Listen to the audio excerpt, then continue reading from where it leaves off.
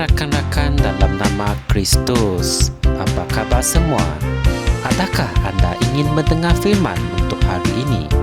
Marilah kita mendengar firman untuk hari ini 12 Februari daripada Pastor Chris Oyakilome yang bertajuk Doa Haleluya.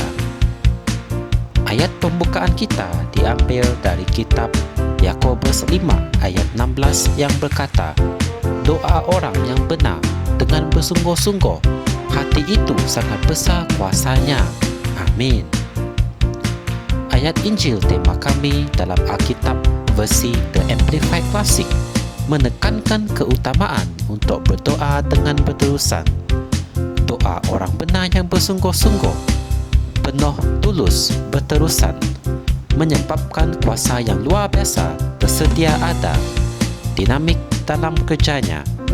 Perkataan berterusan adalah satu petunjuk yang jelas menunjukkan bahawa harus ada kegigihan. Puji Tuhan, kamu tidak hanya mengumumkan beberapa patah perkataan dan mengatakan bahawa masalah itu telah selesai dan telah hilang. Kamu terus berdoa sehingga kamu dapat merasakan kemenangan di dalam roh kamu. Amin. Mari kita ambil suatu teladan dari guru. Pada suatu hari yang tertentu, dia membawa 3 orang muridnya yang paling rapat, Petrus, Yakobus dan Yohanes, ke sebuah tempat yang dipanggil Getsemani untuk berdoa. Dalam Matius 26 ayat 39 memberitahu kita, maka berjalanlah dia ke hadapan sedikit, lalu sujud dan berdoa. Katanya, ya Bapa-Ku, jikalau boleh, biarlah cawan ini berlalu daripadaku, tetapi janganlah seperti yang aku kehendaki, melainkan seperti yang Engkau kehendaki. Lukas oleh Roh menceritakan apa yang berlaku, dan ketika berada dalam penderitaan yang mendalam, dia semakin bersungguh-sungguh berdoa, dan peluhnya menjadi seperti titik-titik darah yang jatuh ke tanah. Dalam Lukas 22 ayat 44, Yesus berasa sangat sedih dan dia telah berdoa dengan sekuat tenaganya.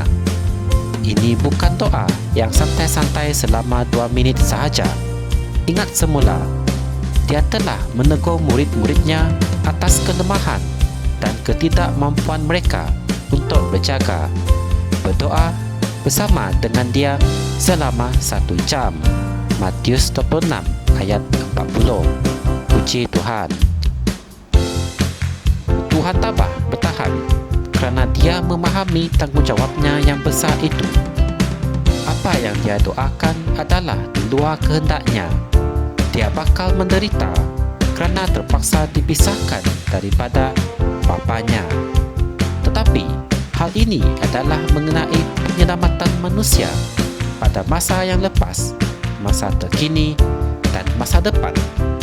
Dia melihat pada keabadian bagi orang yang telah mati dan bagi orang yang sedang hidup pada masa ini dan bagi orang pada masa yang akan datang. Oleh itu, dia berdoa dan terus tabah berdoa. Inilah apa yang diperlukan daripada diri kita hari ini. Tanggungjawab itu sekarang adalah jauh lebih tinggi dari yang sebelumnya. Ada perjuangan untuk jiwa manusia dan kita harus tabah menderita dalam doa demi penyelamatan mereka. Kita harus terus berdoa dan bersyafaat sehingga jiwa yang terakhir diselamatkan dan dibawa ke dalam kerajaan sebelum hari pengangkatan gereja tiba. Amin. Jom kita bersama-sama mengucapkan doa ini. Ya Bapa, terima kasih kerana menolong aku membangunkan sebuah kehidupan berdoa yang kuat dan menang melalui Roh Kudus. Bahkan sekarang, aku berdoa untuk tuaian jiwa yang besar dan hebat ke dalam kerajaan. Kemuliaan-Mu meliputi bumi hari ini, dan jiwa orang yang belum bertaubat akan diterangi dengan cahaya Injil-Mu yang membuat mereka berpaling dari kegelapan kepada terang dan memperoleh pembebasan yang mulia sebagai anak-anak Allah. Dalam nama Yesus, amin. Untuk renungan tambahan, anda boleh merujuk dalam kitab 1 Timotius 2 ayat 8, Lukas 18 ayat 1 hingga 5. Kesimpulannya, kita sebagai anak Tuhan Kristus hendaklah sentiasa berdoa agar kehidupan kita tenteram dan terjaga, dan Tuhan serta Roh Kudus sentiasa menjaga kita dengan sebaiknya. Puji Tuhan. Anda boleh mengetahui secara lebih mendalam mengenai firman ini dengan menekan butang like dan subscribe Rhapsody Reality Malaysia. Semoga kita berjumpa semula dalam segmen yang seterusnya, dan Tuhan memberkati anda semua. Amin. Kami percaya saudara-saudari semua telah diberkati dengan perkongsian firman dari Rhapsody Reality. Bagi sesiapa yang ingin menjadikan Yesus Kristus sebagai Tuhan dalam kehidupanmu, kamu boleh mengucapkan doa ini bersama dengan saya. Ya Tuhan Allah, aku mempercayai Yesus Kristus, Anak Allah yang hidup dengan sepenuh hatiku. Aku percaya Dia telah mati untukku, dan Allah telah membangkitkan Dia dari kematian. Aku percaya Dia hidup hari ini. Aku mengaku dengan mulutku bahwa Yesus Kristus adalah Tuhan dalam hidupku mulai dari hari ini. Melalui Dia dan di dalam nama-Nya, aku mempunyai kehidupan yang kekal. Aku telah dilahirkan semula. Terima kasih Allah kerana menyelamatkan jiwaku. Aku sekarang adalah anak Allah. Haleluya.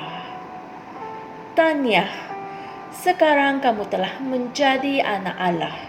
Untuk apa-apa sebarang pertanyaan atau untuk mendapatkan lebih banyak maklumat mengenai bagaimana untuk bertumbuh sebagai seorang Kristian, anda semua boleh hantar mesej di akaun Facebook kami atau email kami di tni.msia@gmail.com. Sekali lagi, tni.msia@gmail.com.